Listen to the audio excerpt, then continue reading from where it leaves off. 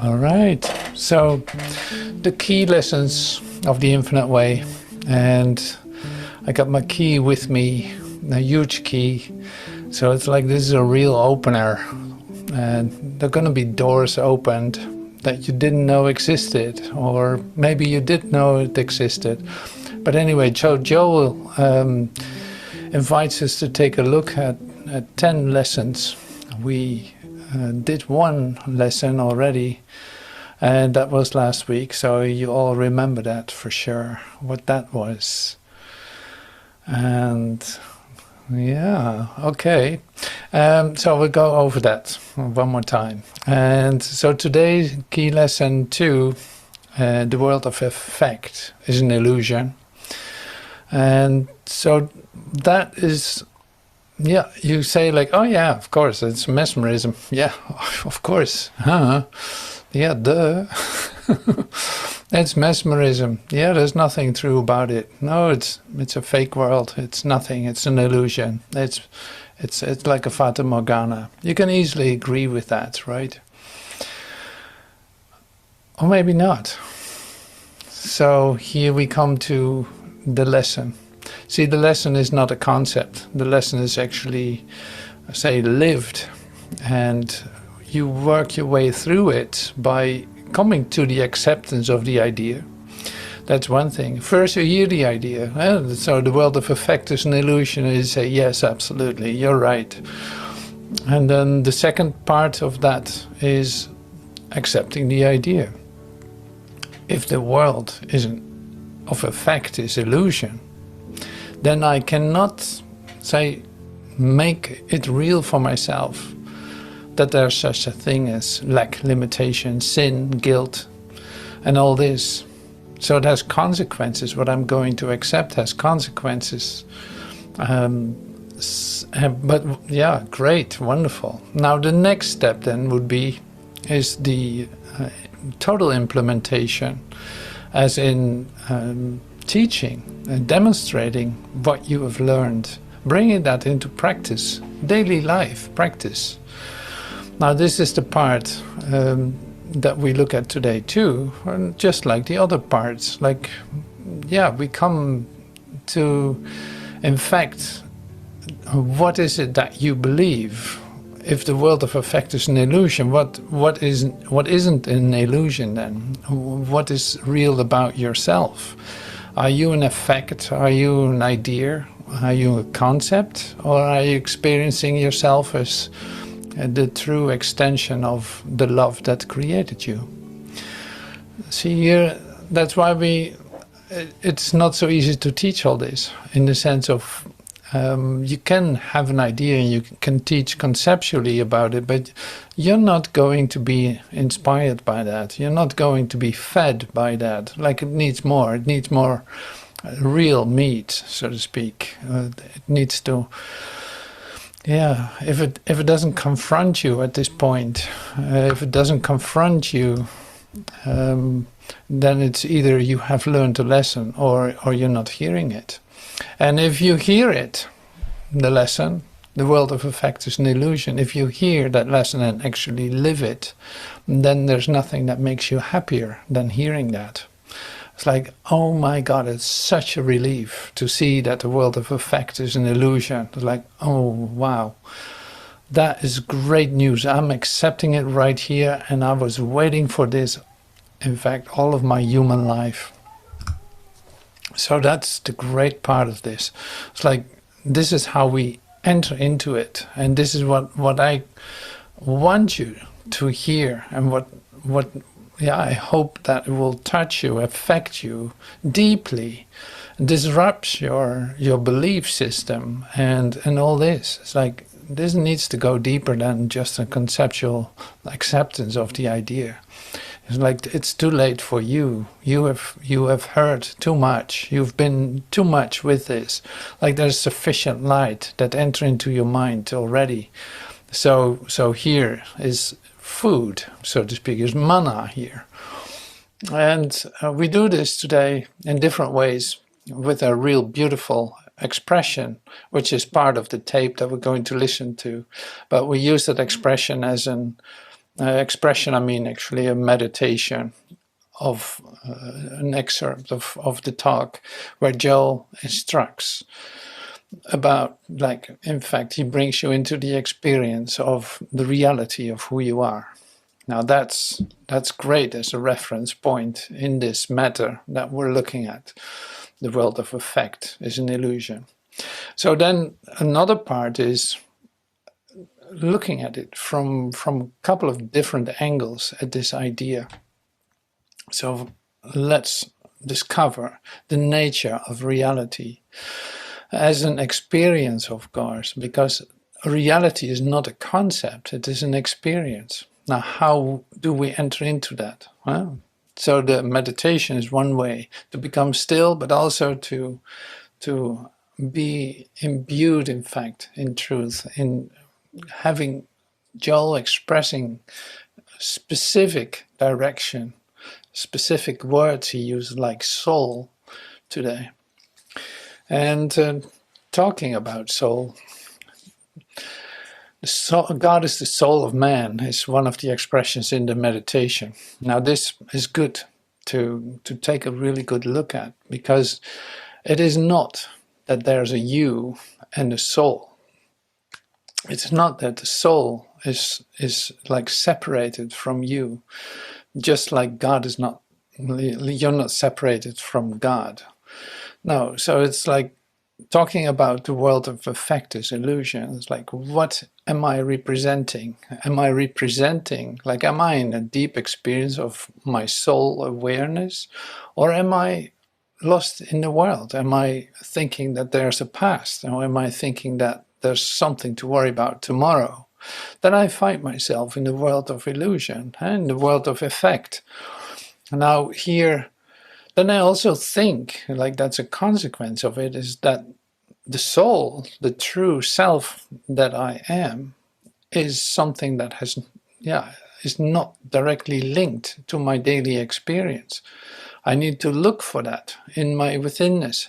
So it's like I need to release a lot of my ideas in order to come to the direct experience. So if Joel is talking about the soul of man, it is not something separate from you, where you on one lucky day might enter into or something, or come into the awareness of it. And no, it is really an invitation to a total release of what you hold on to as what you think you are. It's like, this is about the release of self-identity, the release of every construct that you have made, the release of your patterns, of your habits, of your self-judgments, of whatever comes to you in your consciousness that isn't related to the perfection of your being. Now, in releasing that, you're not escaping. You're not, no, because the whole setup, the whole self-definition as you have made it, is the world of effect, is an illusion. It has nothing to do with reality. So you're not copping out of it. No, you start to come into the realization of what is. Now this is essential in the shift, in fact, in consciousness that is taking place within you. And so if you listen to this, like we're going to do, if you listen to this meditation, if you really dive deeply into it, in fact, you invite yourself to a rebirth moment altogether. It is that. It's like you invite you want it to be a new experience for yourself, and you want to give that everything. And this is how we enter into this. It's like, now, you cannot hold on to anything. If you want to hear this, it has to be clean, open. Release everything before. It's like during the meditation you have time to let go of what you think everything is or what you are. It's like, let it all go. Come to the recognition of this. It's like, what is brought to me? We use the words of Joel, but in fact, truth is speaking to you. Now listen. This is the moment. So this we use then as the meditation. Let's start with that.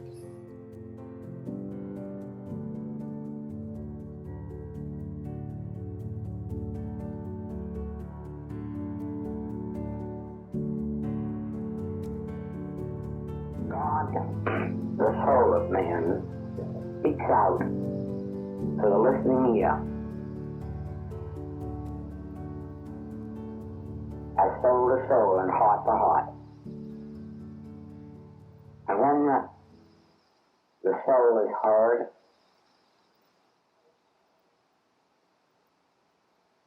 it says, nevermore shalt thou fear, nevermore must thou doubt,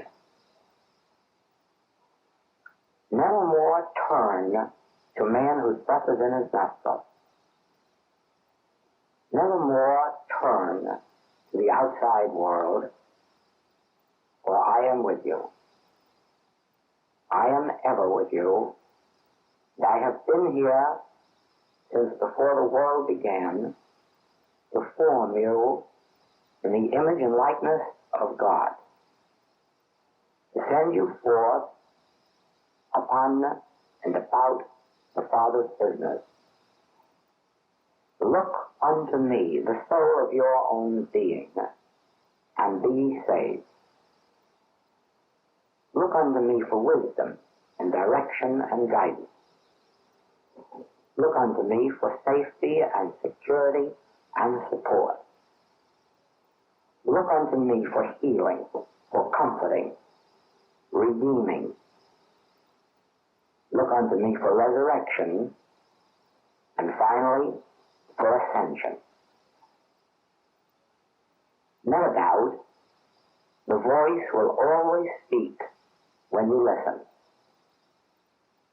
Never doubt, the finger will touch you when needs be. The finger of grace on the hand of love. The voice will utter itself unto you. The hand of the Father will be the power. The love of God will be the means. Never forget, in all things now, remember that your health is in me, the soul of you. Your good is in me, the soul of you. In all things, in all thy ways, turn unto me, the soul within your own being, the very soul of man.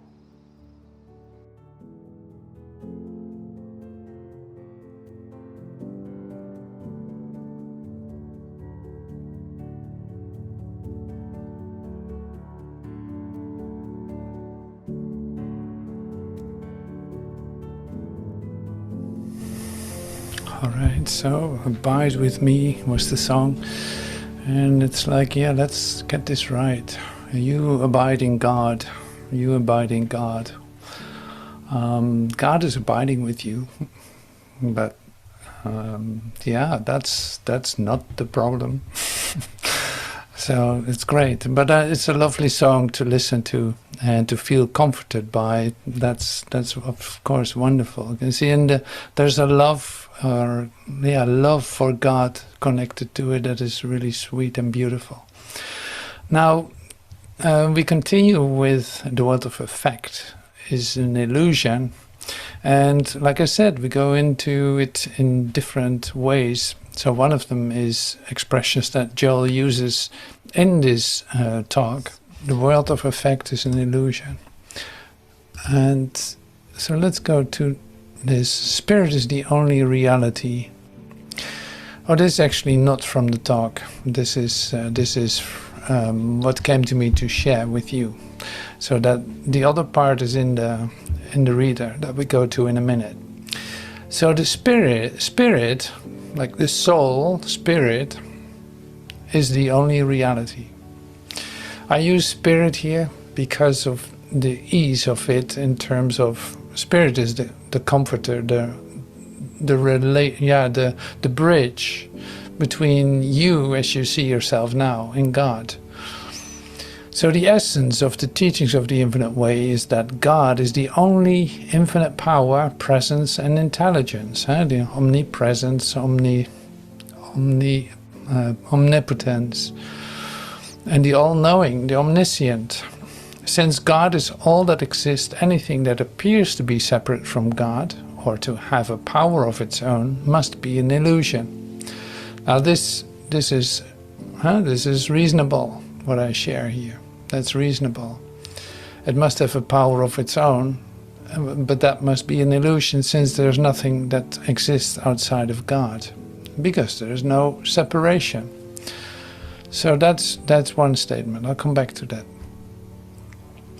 The external world is a concept, it's just an idea. The physical universe is a finite material concept of God's spiritual creation. When you look at a person or a tree, you're not seeing God's creation, but your own or the world's concept of it. The unreality lies in this false perception. Joel calls it mesmerism. Illusion is not externalized.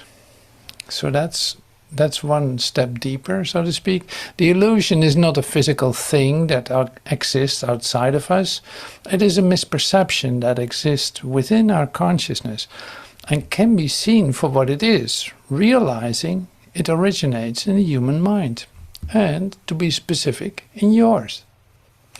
Illusion is not externalized. So the illusion is not a physical thing. There's not a world out there that's a physical world. No, this is the misperception that exists within your consciousness, in our consciousness. And it can be seen for what it is, realizing that it originates in your mind. So the implications for spiritual practice is then, and we know this very well, it's like, don't fight the illusion, resist not evil.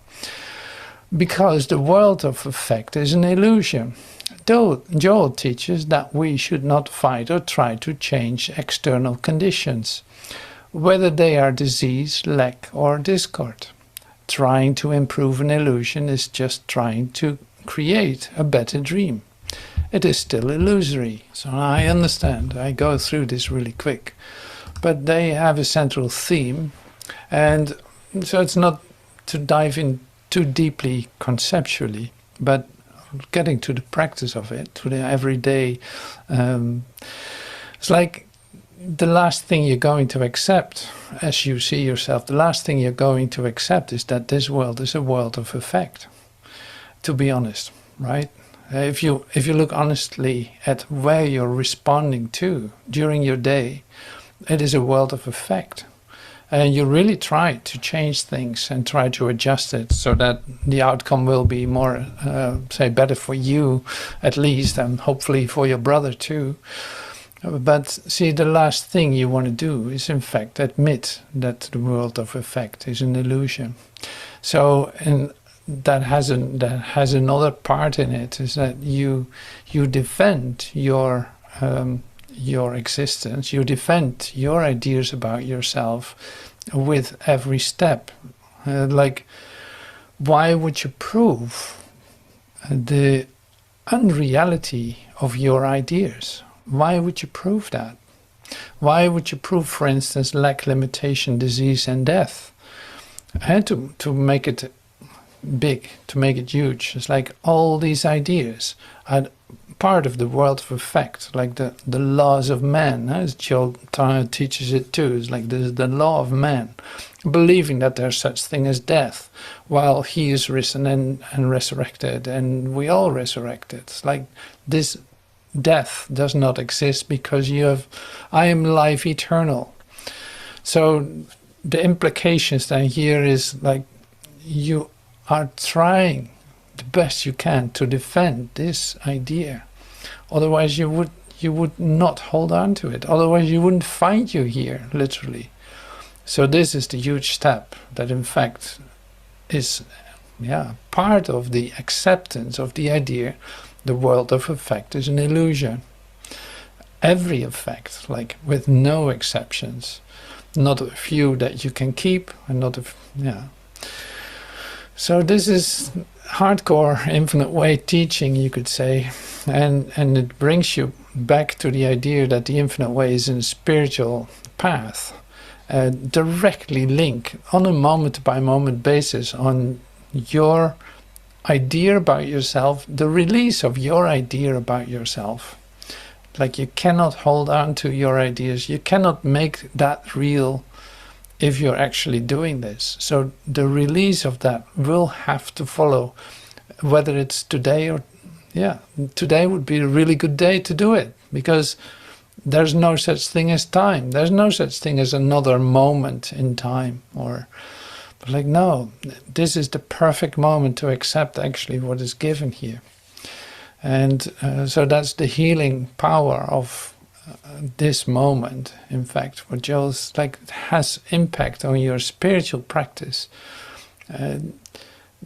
Recognizing your true nature, coming into the rebirth procedure, coming to the acceptance of the truth of you, by you wanting that above all else, by you recognizing that there's nothing here, in fact, that you want to hold on to.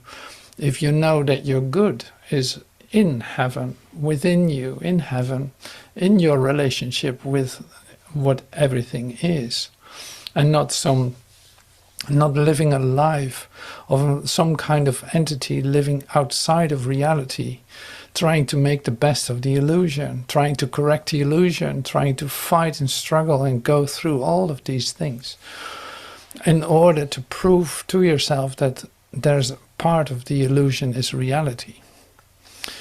So this goes very deep. Now, like I said, we have also expressions of Joel. So I'm going to bring up this is a new document.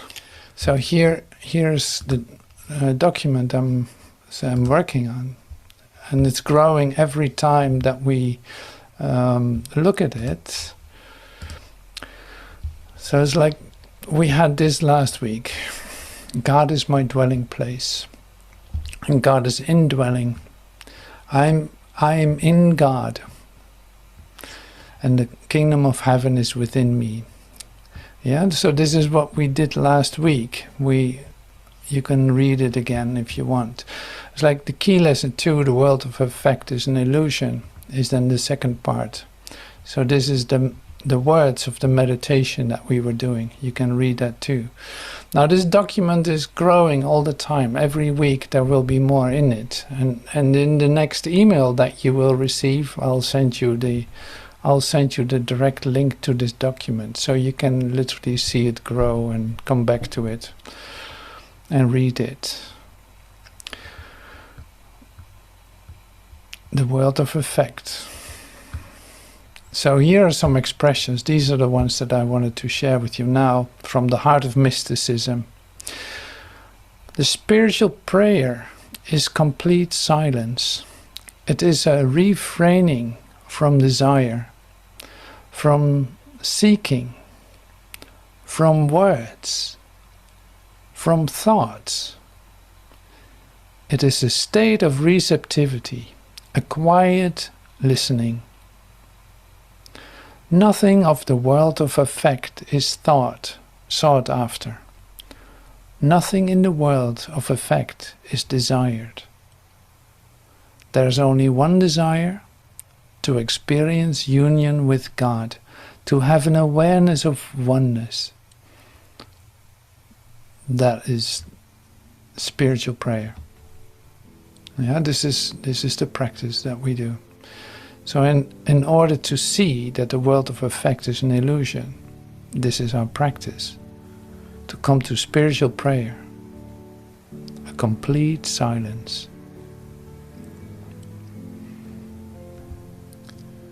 It's a refraining from desire, from seeking, from words and thoughts. It is a state of receptivity, a quiet listening.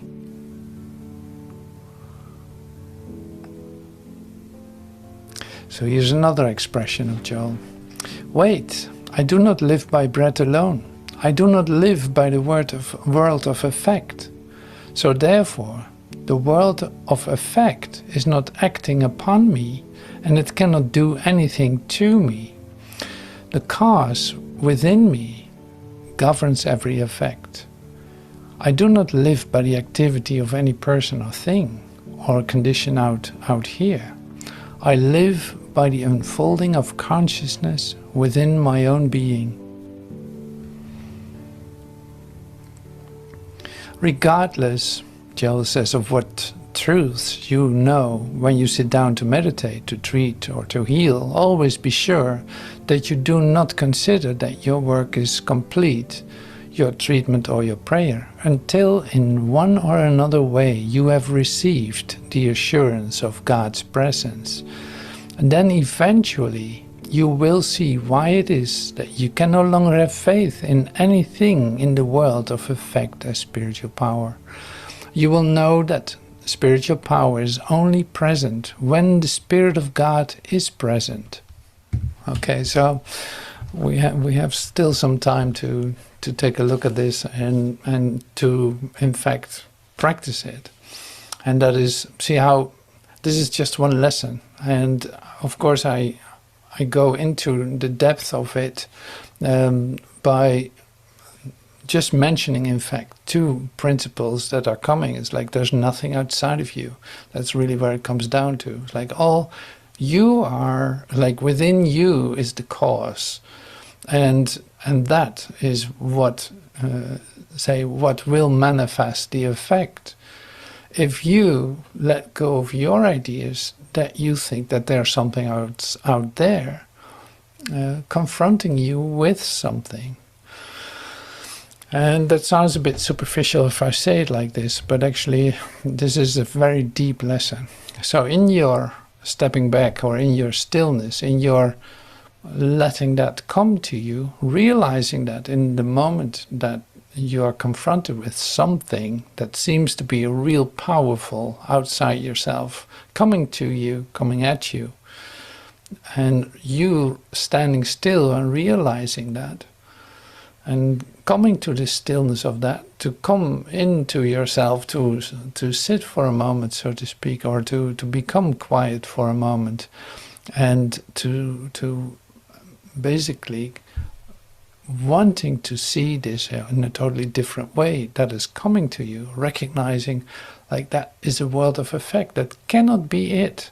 There's something else going on. Now I want to know what that is. And by being quiet, by being still, and letting all words and all desires and everything change, you might come to a recognition. It's like that's literally given. For that, it is, you come to the recognition of a stirring within you where you feel something has shifted, something is released within you, and you feel connected, even to whoever seemed to be coming to you, or it's like there's nothing left but an experience of love and connectedness. This is really the miraculous part of this practice. So you come to that in everything that is occurring. Like that's something that's happening on a moment by moment basis. It is not that after you experience this that you suddenly know what to do, what plans to make in order to make your world better. No, because then you would fall into the same trap. So this is like, this comes to you, you have a realization, you have a stirring of God within you, even slightly, or a deep experience is like wonderful. Now, what has changed? Well, you just had a confirmation that you're not separate and that you can trust what is going on, even though the appearances might look totally different. Now you take another step. Now you see what comes to you. Now it's like follow the inspiration that is given to you. Follow Spirit instructing you what the next step is, or what to say, or what to do, where to go. And all this is like, that is what is given. But you cannot hear that when you already set up your plan, and when you already have your safety devices ready to go, when you have an emergency plan B, C or D that will save you in case that it doesn't save you, that plan doesn't save you, and thinking that would give you something. So this is basically standing still. If the world of effect is illusion, then that I cannot be directed by that, no matter what seems to happen. Simple as that. It's like, no, there's no information. No. I miss it. If I follow that, I get myself into more fear. I get myself into more distraction. I'm further off from myself. Now I return back and say like, no, this is not the way. The world of effect is an illusion. I'm standing still here and listen and direct my attention to the cause within instead of anything else. Like literally, you cannot do this a little bit. You either do this or you don't. If you don't, then you're like lost in the world of illusion, the world of effect, and become, in fact, centrifuged into that, into cause and effect, into death and disease, into however that looks for you at this point, conflict, or, So that's so amazing that, in fact, that you can receive that in this moment. It's only key lesson 2. Look how huge it is already. We said this last time probably too, I don't know, can't remember. But it's like God is indwelling. Oh wow, that's great. Now here's the next step. The world of effect is illusion. Well, I can certainly go back to lesson 1 in this, like, oh yeah, wait a minute, the cause is within me. There's nothing outside of me that can have an effect. There's no world, there's no material world out there that affects me. No, that material world, as I've constructed it, is still within my consciousness. It doesn't happen anywhere else. That means if I can change my mind about it, then this whole world will change. I can look beyond the appearances, as Joel says, like looking beyond mesmerism to see what's behind. And the behind is your realization of what you can trust and what is always there and is comforting you. Now that is what this is about. That's your healing procedure. So whether you use this, Joel says it too, whether you use this in your prayer, in your meditation, in your treatment, in your whoever is coming to you in a conversation with someone, it's like whatever seems to be occurring, this cannot be different in any situation. Like the principle is still the same, the lesson is still the same. And you can really say like, you repeat this lesson until you have learned it, because up to the point that you learn it, up to the point that you learn it, it is really like you will fall into the trap that you think that there's something outside of you that can influence you or do something to you without your investment in it. And so not to blame yourself, not to attack yourself, not to judge yourself, no, just to recognize this. Like this is the principle behind it. I might get it now. It's like, oh yeah, so what do I do with that? Am I responding to that? No. What am I doing with it? Yeah, I come into the still practice of spiritual prayer, as Joel calls it, like spiritual prayer, to be still, to release my ideas about the situation, to release every other desire that I might have of what I think the world can offer me, to leave that for a moment completely behind and come to the truth of me in my withinness, to connect with cause and see how that affects me, in fact, because I'm an effect of God. That is my reality.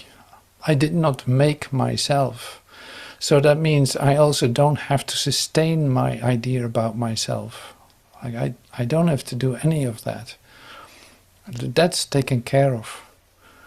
There's nothing that I can compare myself with. Like God created me, and I'm the extension of that. So, and this is also included in whoever you meet. So in your brother that you meet is not the one that you're seeing with your eyes. No, the one that you meet is an inward affair, you could say. It's an inward affair. It has nothing to do with the perception, with the mesmerism. with the effect. Now, if you would truly see the loveliness of your brother, you know you're one with your brother. Like there's nothing else that you would do than to share the love that you recognize each other to be. That's all. Now this, like it's an implication.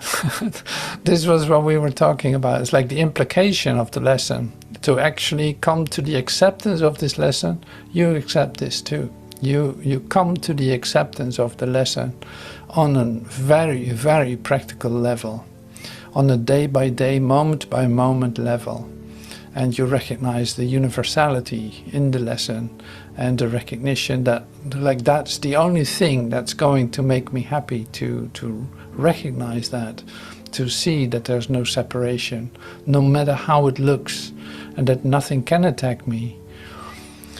And there you go. So this is the practice. And now Joel puts a lot of emphasis in this talk that we're going to listen to, the first half hour of the talk. It's like he puts a lot of emphasis on the soul of man. And so like I said, that is really wonderful. You can say like, yeah, that's also spirit. Like it's your connection with the part of you that is real. Now there's not another part. So because that is the world of effect, thinking that there's another part of you that isn't real or something. It's like, no, this is about the essence. And you can only come to know that essence if you not engage in sustaining your ideas about yourself. Then that literally your world collapses, but you go from, say, Saul to Paul, and you go like you undergo a Damascus experience or a rebirth experience, however you want to call it, where you start to recognize the truth of you. The rest never was in the first place. All right, so starting to listen to the talk of Joel. I'll set it up for a second and see you after that. It was in this room 2 years ago that the first Infinite Way message was given in Europe. Aside from Canada, which is more like part of our homeland, you might say the very first message given on foreign soil. And so it is doubly a pleasure to return, to feel the welcome to this message, for this message, and to witness its fruitage.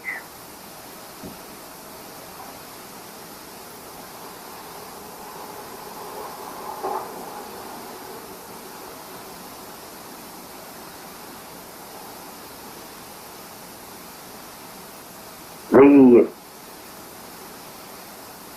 news of the past 24 hours in the world must turn us again to the realization of where our good lies.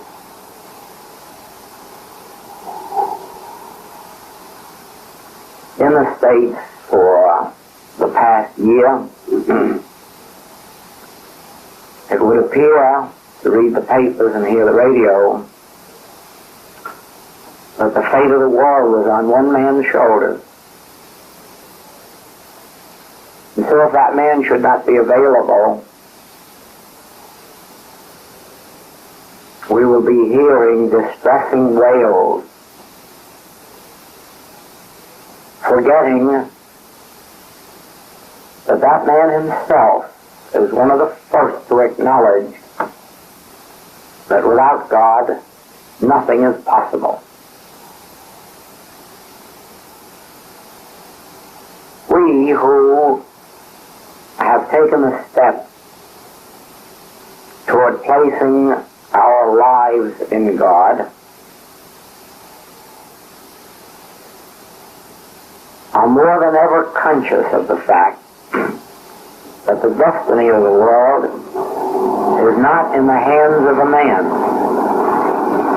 or a government, nor at the mercy of man whose breath is in his nostril. Had this great truth had greater recognition, the history of the world would have been different today. But always we have either glorified a man only to have him fail us, or we have condemned and feared some man and then been overwhelmed by our own fears of that man or that power. It really makes no difference whether we're fearing a man or a bomb, as long as there is in our heart a fear of something external to our own being, we are missing the mark. If we have anything to fear at all, it is not that which goeth into the mouth, nor is it any powers external to ourselves, but rather that which emanates from our own consciousness. In other words, if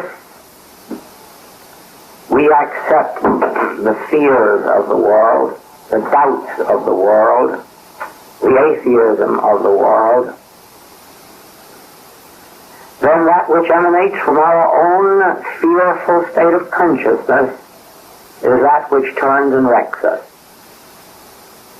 If, on the other hand, we look at these conditions of the world, men, principalities, or powers, with the same realization that the Master did, thou couldst have no power over me unless it came from the Father in heaven. Unless we recognize that I shall not fear what man can do to me, unless we can recognize with the Hebrew leader, they have only the arm of flesh, we have the Lord God Almighty, we will be going from one fear to another, from one crisis to another. It'll never end, any more than the world's troubles will ever end. When the world is overcome, there will be no more trouble. But as long as there is a world, there will be trouble. The world is a sense of power apart from God. That's what constitutes the world that the Master overcame. A sense of a kingdom apart from God. A sense of a being or body apart from God. Now, in order that we may come under the reign and government of God, we must first of all understand what God is, where God is, and then we will be able to place our confidence in God without difficulty. In the 36th and 37th Psalm, we read, how excellent is thy loving kindness, O God! Therefore the children of men put their trust under the shadow of thy wings. They shall be abundantly satisfied with the fatness of thy house, and thou shalt make them drink of the river of thy pleasures. For with thee is the fountain of life. In thy light shall we see light. O continue thy loving kindness unto them that know thee, and thy righteousness to the upright in heart. Let not the foot of pride come against me. Let not the hand of the wicked remove me. There are the workers of iniquity fallen. They are cast down and shall not be able to rise.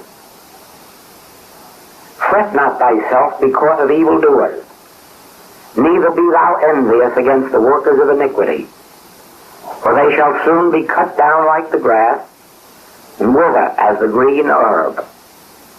Trust in the Lord, and do good. So shalt thou dwell in the land, and verily thou shalt be fed. Delight thyself also in the Lord, and he shall give thee the desires of thine heart. Commit thy way unto the Lord. Trust also in him, and he shall bring it to pass. And he shall bring forth thy righteousness as the light, and thy judgment as the noonday. Rest in the Lord. Wait patiently for him. Fret not thyself because of him who prospereth in his way, because of the man who bringeth wicked devices to pass. Cease from anger, and forsake wrath. Fret not thyself in any wise to do evil, for evildoers shall be cut off. But those that wait upon the Lord, they shall inherit the earth.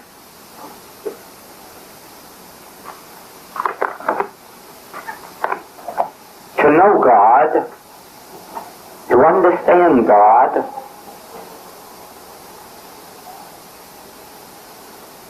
to be able really and truly to place one's faith in God, it should be known that God is the soul of man.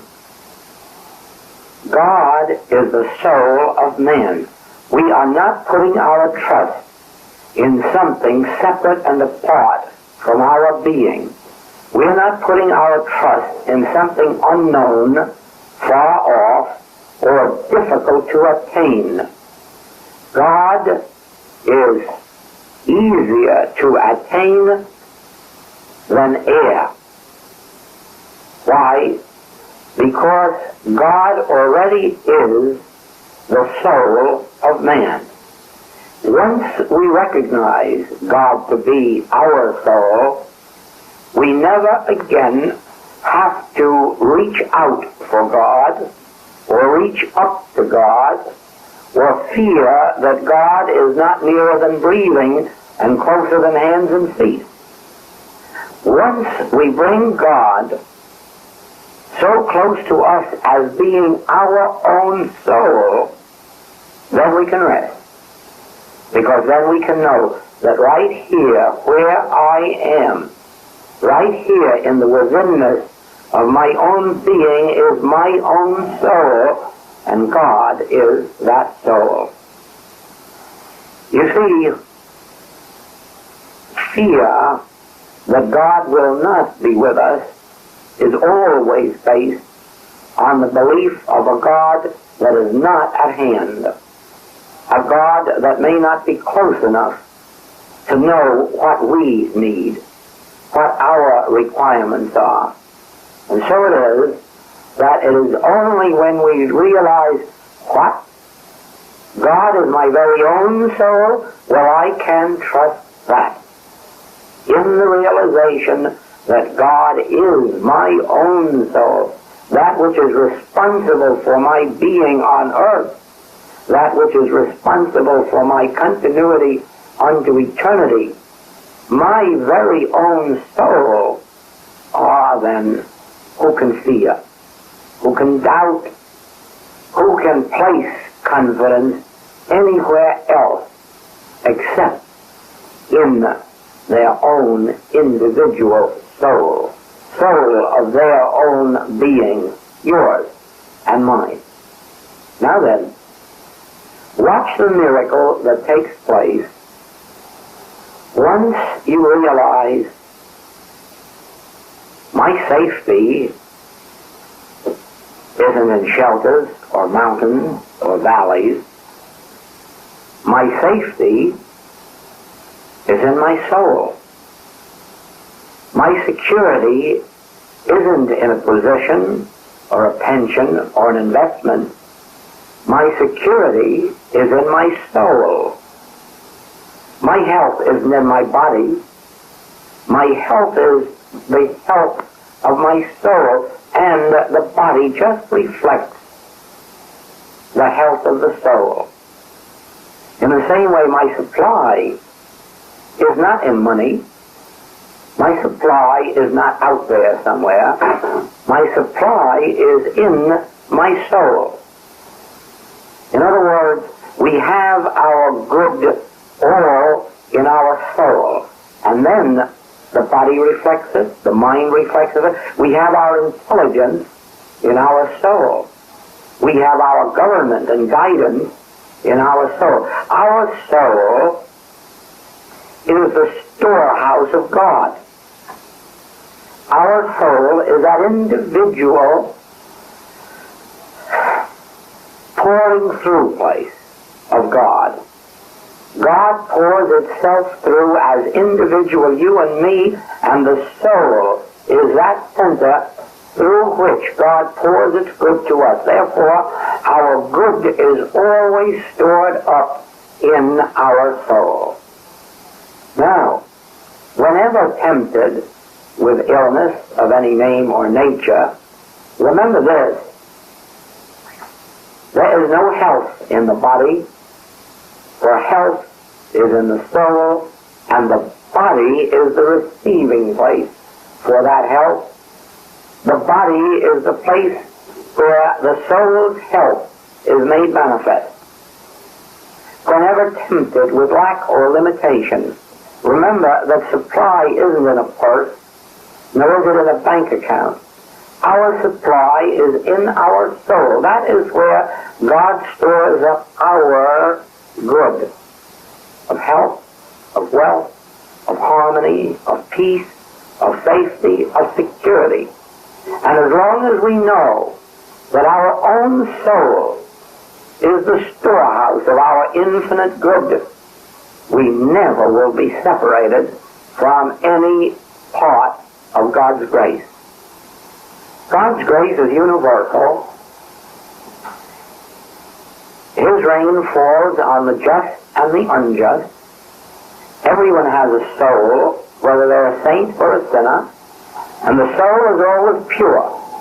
The soul has never been tainted by our human thoughts or deeds. The soul itself is pure. The soul is never depleted. The soul never lacks. The soul never is touched by human conditions. We, ignoring the soul, we not realizing that God has given us a soul as a storehouse of our good, we separate ourselves from our good by turning to some other source or avenue than the soul of man. You would be surprised how the sense of God sometimes separates us from our good, because we do not realize God as our soul. We think of God as something separate and apart and far off and difficult to obtain, when actually here it is within our, how the sense of God sometimes separates us from our good, because we do not realize God as our soul. We think of God as something separate and apart and far off and difficult to obtain, when actually here it is within our very own being. Now, if when some temptation or appearance of the world comes to us with its claim of a lack of health, lack of supply, lack of safety, lack of security, lack of freedom, lack of peace, there's just one place to turn for the restoration and resurrection of our good, and that is to our soul. The soul of man is the storehouse of man's good, and God is the soul of man. God is soul, but God is your soul and my soul, and God is the soul of saint and of sinner, and that is why the sinner very often can quickly find his good the moment he realizes that his good is not being found in the outer world and turns within. Quickly then his soul says, I am with you, I have never left you. I am with you always unto the end of the world. I was with you while you had your back turned to me, while you were feasting on the husks with the swine. I was with you.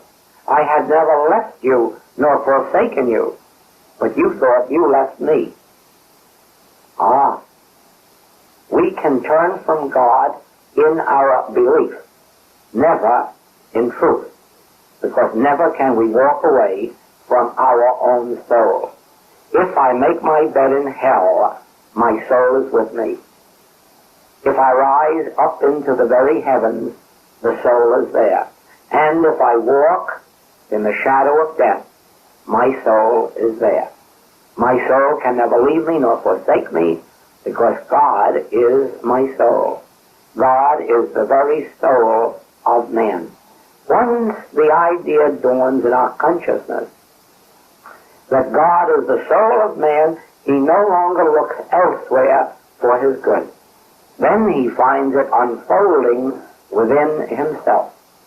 But the point is this: a day comes, a day of temptation, in which we say, which way shall I turn? Or, how shall I turn for this form of good or that form of good that seems lacking? And for a moment we forget. Turn within to your own soul, and you will find it is God. God is the soul of man. That's why we can trust it. Never have we become separated from it. Never has it lost the nature of an infinite wisdom and a divine love. The soul of man is infinite wisdom, infinite intelligence, and the soul of man is divine love. The soul of man is your soul and mine. It seems strange that all of this time it has been revealed to us that our good is in God, and we've acknowledged it, and then said, but how do we reach God? Then all of the time, God is where we are. The place whereon thou standest is holy ground. Why? Because God is there. Because your own soul is there, and because God is that very own soul. The storehouse of our good is within ourselves. Let us turn to that and draw upon it. Never let us think for even a moment that there is a way for God to be separated from us and unaware of our immediate need of this very second. Then you will find we will be rightly guided. When the disciples, the 11 disciples, were seeking a 12th, they turned to God and asked, show us whom thou hast chosen.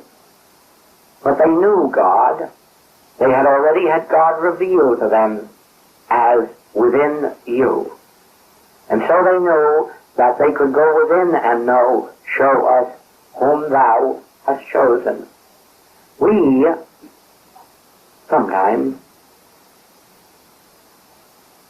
do not remember that just as God could place the 12th disciple and reveal his own choice, so can God reveal to us a president, a prime minister, a governor, or anyone that comes into a sphere of activity in our lives. The Word must become flesh. If it isn't possible for God to give us the right rulers, then we are at the mercy of man whose breath is in his nostril, and we're taught over and over again not to put our faith in princes. And so it is as we come to these personal matters of health and supply and safety and security, let us realize that we are turning to the soul of man for our good. As we look to these national matters for our presidents and prime ministers and governors and other helpers in the ruling of the nations of the world, In the same way, let us not be too quick to make judgment as to whom we would choose, but turn and see if we cannot find whom thou hast chosen. And then we will be wisely led, and the affairs of men and nations will become harmonious. The day must come when God is admitted as much into the affairs of nations as God is admitted into the affairs of your personal life or mine. If we can look to our God for healing of the body and the mind, if we can look to our God as a source of supply, surely we can look to God on those things that are more important than your supply or mine, or your health or mine. And that is the health of nations, and the prosperity of nations, and of all mankind.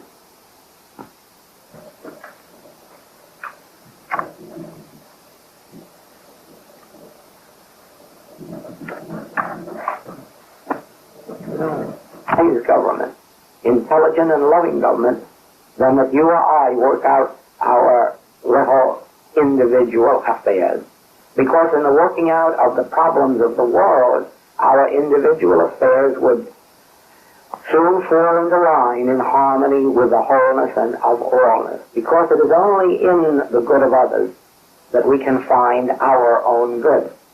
So it is that I get from this experience of this day, the illness of President Eisenhower, an entire lesson on the fact that it is much more important for us to turn to God for the government of this universe than that we take all of this God power merely to enhance our own health or our own supply. Let us find our good in the universal good. Let us do our praying for ourselves by praying for the government of men by God and through God. Let us benefit by praying for the supply of all the nations of this world. And then our supply will be found to be included in that supply. You know, it would be an impossibility to have all of our needs met and enjoy it if we knew that the rest of the world lacked. So it's far more important first to produce the supply for the world than it is for ourselves, and then find that in the good of the world, our own good is included. Let us not forget this lesson, that in this realization, we make this teaching practical only if we know Him. Even there in that psalm it says, to those who know Him. Only if we know God as our soul. Only if we know God as the soul of man. Only if we know God as the storehouse of infinite good for man, ever present, ever available, a God of love, pouring itself out, if only we look to the Father's house instead of to the husks of the world. Thank you all. Thank you so much for listening with me to Joel. And you could see, like Joel is, so in the last part of his talk, he's sharing about the difficulties in the world and all this. And yes, we take a look at that, of course, but we realize at the same time that the world of effect is an illusion. So it's like there's no differences in difficulty in that sense. There's there's not more important things in the world or to certain people or certain circumstances. Like, no, in fact, all of this is like of the same order, and that is like it is part of the world of effect. So it is an illusion. Like the way that I see it now, it is an illusion. But there's a different way to look at all of this. And then you see, like, everything that is occurring is, in fact, a lesson that we have to learn, to recognize, to step back and to realize, oh, yeah, the cause is within me. Like, there's a true cause with a capital C within me, extending its love through me. Now, with that, like that literally shines the light on all affairs, on everything that's occurring, or that seems to be occurring, because let's take a really good look at it. What are you seeing? So it's like this new light, in fact, that you have discovered.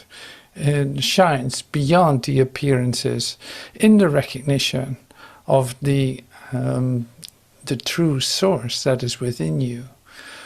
So the only part basically that remains is the extension, the giving to it, giving everything to it. The extension of the light that you recognize is within you, the love that is within you. That is all that you have to give, because literally it is what you are.